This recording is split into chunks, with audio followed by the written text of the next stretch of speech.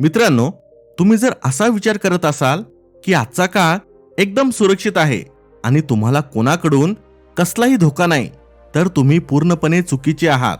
आज सुद्धा तुमच्या आयुष्यामध्ये अशी अनेक लोक आहेत जी तुमच्याबद्दलची माहिती तुमच्या विरोधात वापरून तुम्हाला नुकसान पोहोचू शकतात. फक्त एवढंच नाही, कधी कधी आपण भावनेच्या भरात दुसऱ्याला आपल्याबद्दल जास्त माहिती सांगतो, पण अशाने समोरच्याच्या नजरेत आपला रिस्पेक्ट, आदर सन्मान आपोआप कमी होतो. हे आपल्या लक्षात येत नाही. आजच्या व्हिडिओमध्ये आपण 7 अशा गोष्टी बघणार आहोत ज्या कधीच तुम्ही कोणालाही सांगितल्या नाही पाहिजे, आणि त्या का सांगितल्या नाही पाहिजे याची कारणे सुद्धा मी सांगणार आहे.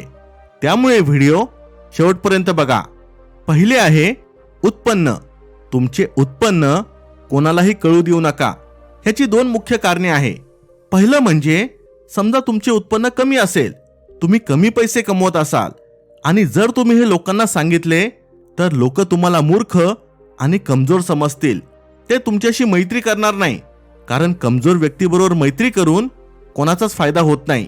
दुसरं म्हणजे तुम्ही जर जास्त पैसे कमवत असाल आणि हे जर तुम्ही सगळ्यांना सांगत सुटला तर लोक नेहमी तुमच्याकडे मदत मागायला येतील.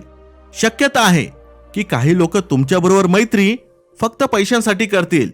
ह्यामुळे तुम्हाला खऱ्या मित्रांमध्ये आणि स्वार्थी मित्रांमध्ये फरक ओळखता येणार नाही. समजा एखाद्या दिवशी तुमच्याकडे कोण पैसे मागायला आला आणि काही कारणांमुळे तुम्ही त्याला मदत नाही करू शकला, तर तो तुम्हाला मतलबी आणि घमंडी समजू लागेल. त्यामुळे मित्रांनो, तुमच्या उत्पन्नाबद्दल कोणालाही सांगू नका. दुसरे आहे तुमची मजबुरी.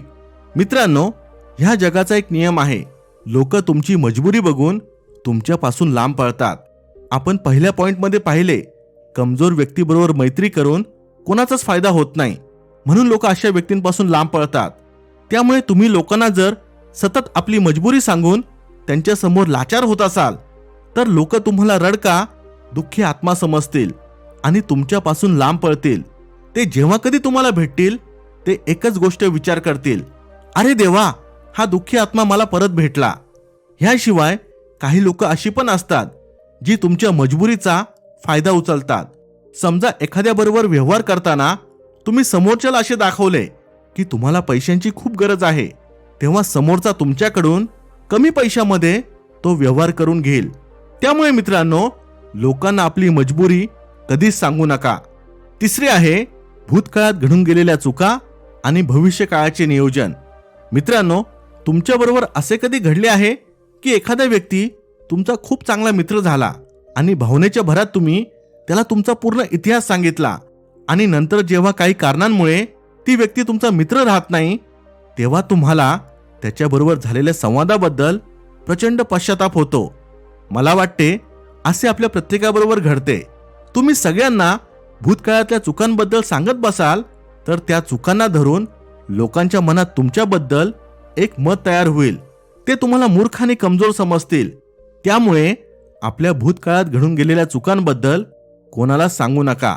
दुसरीकडे आपल्या भविष्यकाळाच्या नियोजनाबद्दल सुद्धा कोणालाही सांगू नका.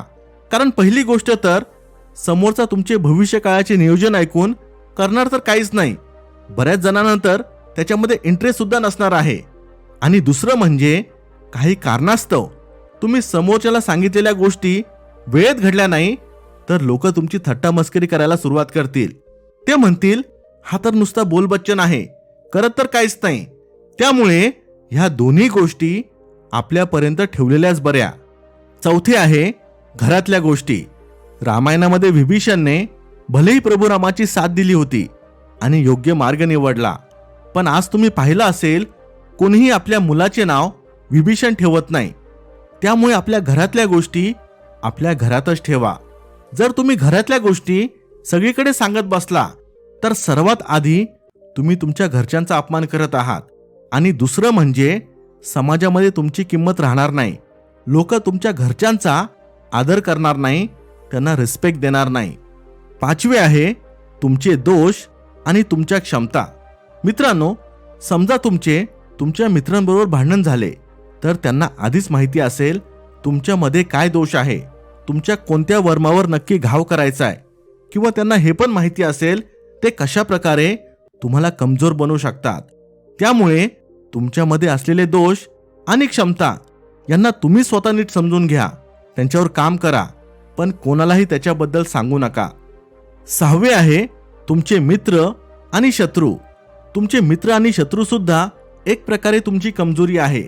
ज्या प्रकारे तुमची कमजोरी कोणाला सांगायची नाहीये, त्याचप्रमाणे तुम्हाला हे सुद्धा कोणाला सांगायचे नाहीये की तुमचा मित्र आणि शत्रू कोण आहे. तुमच्या शत्रूला ज्या दिवशी समजेल तुमचे मित्र कोण आहेत, तो सगळ्यात आधी तुमच्या मित्रांना तुमच्या विरोधात भडकवायला सुरुवात करेल. आणि ज्या दिवशी तुमचे मित्र शत्रू होतील तेव्हा त्यांना माहिती असेल की कोणाबरोबर मिळून तुम्हाला त्रास द्यायचा आहे. त्यामुळे आपल्या मित्रांबद्दल आणि शत्रूंबद्दल कोणालाही सांगू नका. 7वे आहे दान धर्म. मित्रांनो, समजा तुम्ही एखादी धर्मादाय दान धर्म करणारी संस्था चालवत असाल तर तुम्हाला त्या संस्थेबद्दल लोकांना सांगायचे आहे.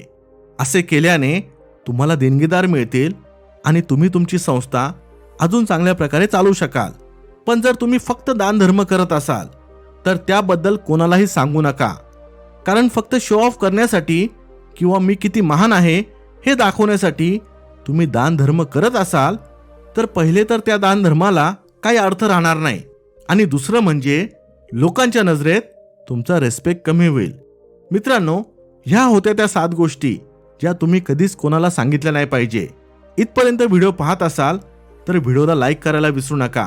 आपल्या शहाणपण चॅनलच्या ऑफिशियल इंस्टाग्राम अकाउंटची लिंक डिस्क्रिप्शनमध्ये दिली आहे, नक्की फॉलो करा. Thanks for watching. Stay blessed.